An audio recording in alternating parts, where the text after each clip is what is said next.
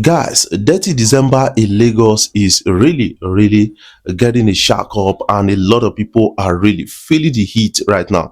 The lies of Busta Rhyme in Lagos. We got a lot of celebrities internationally in Lagos, and a person of that is a UK rapper called Central C. You guys know this guy landed in Lagos recently and for Dirty December, and is so loud, and a lot of people are really excited about that. And we still got some female artists already in Lagos. But one challenge that the Lagos State is facing right now is the traffic challenge. Remember that Mr. President is in Lagos right now for the holiday. So not only Lagos, we are having traffic challenge. As at yesterday, people that traveled, okay, people traveling to to other parts of Nigeria from Abuja down to Lokoja, that is Lokoja Abuja Expressway, it was really blocked. Even Benin bypass really blocked. So what is really happening? Is it that we have not gotten our transportation system right in Nigeria? That is the question a lot of people are really asking. Is it that a lot of things are twisted? But for now, I think Lagos State, they've not gotten their transportation system right, because I remember the last time I was in Lagos State, it was really hectic to move a short distance, and that was really awful to an extent. I told myself that I can't live in Lagos. But we got the Dirty December in Lagos as the headquarter in Nigeria right now. A lot of people are really, trooping in Lagos. But by now, the Lagos State government should have gotten transportation system right in Lagos, introducing monorail and other kind of transport alternatives, and then improving on them, and the expansion of roads network and all those kind of things. That would be better for Lagos State. I think a lot needs to be done in Lagos. A lot needs to be done in Lagos. But what is your own take? If you are a Lagosian right now, you are in Lagos, you should give us the state of Lagos. A lot of people are complaining of the traffic in Lagos. Ozumbadiwe, that road is really blocked right now. So what are your own takes? Guys, we are talking about the AFCON tournament, and some people are already staking already. And we got Davido actually posted this. He's an ambassador of stake. Davido, a kind of a stake, $25,000, Nigeria versus Tanzania. That's Nigeria Super Eagles is going to win the match.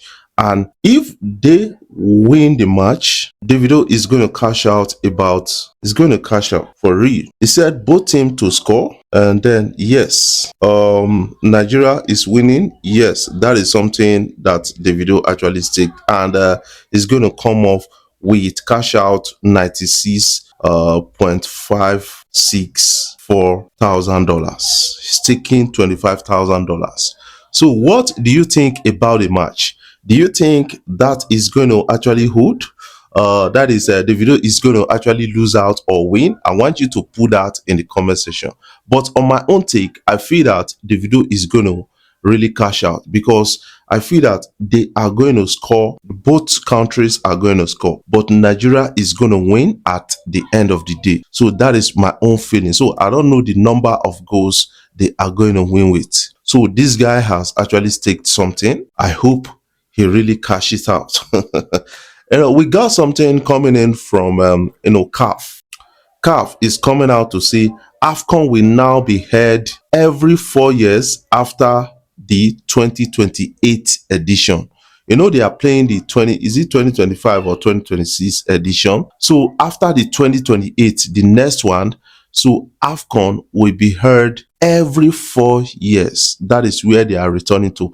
And a lot of people are just like, that is really okay, so that we can put respect to the name. So guys, what do you feel about this? I want you to put your own comment in the comment section, so that we can really have a take on what you feel. Based on the stake that Davido actually stake, some people are saying that, what? Why are they encouraging gambling? Why some other persons are saying this thing they help a lot of persons. I've spoken to a lot of people. They said then they chop sometimes, then they lose sometimes. So that is something I kind of understand. So this is really reoccurring because I got to put this here. Residents rush to scoop fuel from overturned tanker in Port Harcourt. This is really disturbing to an extent. This is not the first time we've seen something like that, and the end is always disastrous. Remember the one that happened in Edo, or remember the one, we have a lot of pockets of it, and still people they buy for this thing out of fire outbreak and all those kind of things. But when it still happens, a lot of people go still troop out, go to school fuel. What kind of poverty is that? Your life is worth more than that.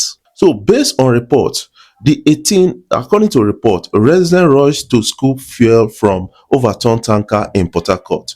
The 18-second video from a passing car shows the crowd gathering despite warnings about inflammable content and fuel vapors that can ignite easily. Fuel cost around 950 naira per litre. Amid high inflation and subsidy cuts, pushes some to grab what they see as free supply. This echoes past tragedies like the October 2025 Niger State crash that killed at least 35 while people scooped petrol before an explosion. No casualties reported from this incident as of Sunday afternoon. So now, based on reports, you will understand that this thing, they take some people life, but people still they do them. So let's just catch the glimpse. Nigerians do not learn. You see it, they do not learn. Every day, see more are coming, more are coming. Every day they are warning them about this. Just see. Can you see it? They know they ever learn. What do you have to say about this? I want you to put your own comment, because I don't feel that that fuel when you want scoop is worth your life. I don't feel, because two buckets just jam like this can really ignite fire. This is highly flammable. Guys, be careful. Don't let poverty push you into taking some kind of worthless risk. That is one thing I can really say about this. Guys, what are your own takes? I want you to put your own comments in the comment section. I love you guys. Ladies and gentlemen, it's crazy.